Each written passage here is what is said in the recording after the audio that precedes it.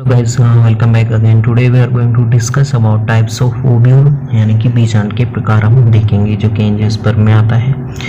और इसमें हम बात कर चुके हैं बीजांड की संरचना।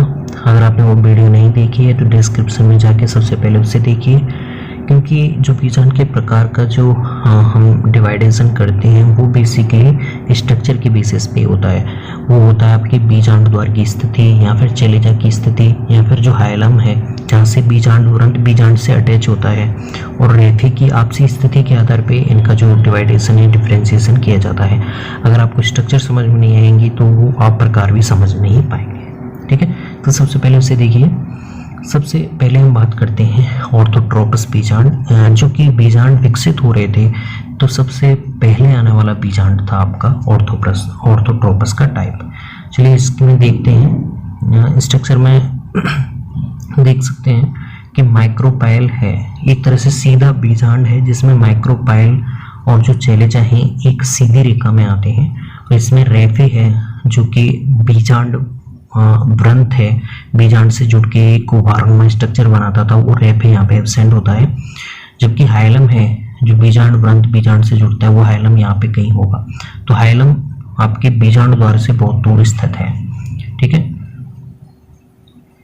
मोस्ट प्रिमिटिव ओव्यूल है, यानी कि सबसे विकास के क्रम में सबसे पहले आने वाला बीजांड है और रेफे एब्सेंट होता है। इसके एग्जाम्पल आप देख सकते हैं पाइपर, बेटल और जितने भी जिम्नोस्पर्म में होते हैं उनमें टिश्यू बीजांड देखने को मिलता है। देखिए ये बीजांड है बिल्कुल सीधा है, इसी के अकॉर्डिंग ही जैसे इससे 0 डिग्री एंगल मान लीजिए और इसी के अकॉर्डिंग ही आगे आने वाले बीजांड का डिवाइडेशन किया जाएगा। ये 0 डिग्री है बिल्कुल। ठीक है, अगर कोई बीजांड का शरीर इस तरह से मिलता है वो 90 डिग्री होगा। अगर कोई वापस आ जाता है इस तरह से तो वो 180 डिग्री के एंगल पे होगा। तो चलिए हम आगे बढ़ते हैं। दूसरा हमारा एनाट्रोपस जिसे बोलते हैं प्रतीप बीजांड, तो इसे उल्टा बीजांड भी बोलते हैं। तो हमने देखा था बिल्कुल पहले कैसा था, वो इस तरह से था, सीधा था बिल्कुल। लेकिन इसमें क्या हुआ है, हमने इसे 0 डिग्री एंगल माना था, 0 डिग्री। अब यहाँ पे उल्टा हो गया है, यानी कि पहले 90 डिग्री हुआ है फिर ये वापस से ऐसे हो गया, यानी कि 180 डिग्री एंगल पे घूमा हुआ है, इसलिए इसे उल्टी बीजांड भी बोलते हैं। इसमें भी आप देखिए चेलेजा है जो निभाग और जो माइक्रोपाइल है वो एक ही सीधी रेखा में स्थित होते हैं, और इसमें रेफे प्रेजेंट है, ओभारंगमय स्ट्रक्चर। साथ में हाइलम है जो यहाँ पे अटैच है। बीजांड व्रंत बीजांड से जहाँ जुड़ता है उसे बोलते हैं हाइलम। तो हाइलम भी बीजांड द्वार के पास स्थित है। तो ये प्रत्येक बीजांड की कैरेक्टरिस्टिक्स होते हैं। इसके अगर हम देखें तो रेसिपिनेट ओव्यूल भी बोलते हैं इसे। मोस्ट जनरल ओव्यूल है, यानी कि 80% जो आपके एंजियोस्पर्म होते हैं उनमें एनाट्रोपस ओव्यूल देखने को मिलता है। इसके एग्जांपल हैं सोलेनेसी, मालवेसी और कुकुरबिटेसी होते हैं। इसमें एंजियोस्पर्म कैप्सुला होता है जिसमें सबसे ज़्यादा स्टडी की हुई होती है, तो उसमें ये नहीं मिलता है। ठीक है, बाकी की 80% एंजियोस्पर्म में प्रतीप बीजांड देखने को मिलता है। हमने सबसे पहला बीजांड देखा था वो 0 डिग्री एंगल पे था जिसे हम सीधा बीजांड बोल रहे थे। अगर बीजांड इस तरह से आ जाता है तो आप देख सकते हो ये 180 डिग्री एंगल पे घूम गया है। अब आगे बढ़ते हैं कैम्पाइलोट्रोपस बीजांड जिसे वक्र बीजांड भी बोलते हैं। इसका स्ट्रक्चर देखिए, इसमें आप थोड़ा सा डिफ्रेंशिएशन देख सकते हैं। इसमें क्या हुआ है, इसमें वक्रण आ गया है, घुमाव आ गया है थोड़ा सा। किसमें, बीजांड काय में या न्यूसेलस है उसमें देखिए वक्रित हो गया है। और इसका जो वक्रण है वो इतना नहीं हुआ, थोड़ा सा वक्रित हुआ है, इतना प्रभावशाली रूप से वक्रण देखने को नहीं मिलता है। लेकिन बीजांड के शरीर में उपस्थित जो एम्ब्रियो सैक है जिसे फीमेल गैमेटोफाइट या फिर ब्रोडकोस बोलते हैं वो बिल्कुल सीधा है। लेकिन यहाँ पे थोड़ा सा डिफ्रेंशिएट अगर आप चेलेजा और माइक्रोपाइल में देखें तो वो एक सीधी रेखा में नहीं रह पाते हैं। चेलेजा यहाँ पे है और माइक्रोपाइल यहाँ पे है, तो एक सीधी रेखा में नहीं उपस्थित होते हैं। जबकि हाइलम होता है, हाइलम यहाँ होगा, हाइलम माइक्रोपाइल के पास उपस्थित होता है। ये आपके कैप्सुला में मिलता है और साथ में ही मिलेगा लेगुमिनेसी और कुर्सीफेरी फैमिली के प्लांट्स में देखने को मिलता है। तो इसमें जो वक्रण है वो बीजांड काय के शरीर पे इतना अधिक प्रभावशाली नहीं हुआ है, और एम्ब्रियो सैक पे तो बिल्कुल भी इसका असर नहीं हुआ है। थोड़ा सा वक्रित हुआ है, वो हुआ है न्यूसेलस। आगे बढ़ते हैं हम, जिसे हम बोलते हैं हेमी एनाट्रोपस बीजांड यानी कि अर्ध प्रतीप।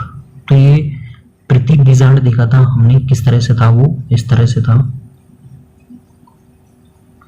वो इस तरह से था, ठीक है, 180 डिग्री के एंगल पे घुमा हुआ। लेकिन ये क्या है, जैसे हमारा सबसे पहला बीजांड इस तरह से था, ठीक है, अब ये किस तरह से है, ये इस तरह से है। तो आप देख सकते हो ये 90 डिग्री एंगल पे घूम गया है। अब इसमें आप देखिए चैलेंजर और माइक्रोपाइल की स्थिति दोनों ही एक ही सीधी रेखा में उपस्थित है। ओके, अब इसमें देखें माइक्रोपाइल और हाइलम पास में उपस्थित होते हैं, सॉरी इसमें दूर उपस्थित होते हैं। माइक्रोपाइल और जो आपका हाइलम है वो यहाँ पे दूर उपस्थित है, ठीक है।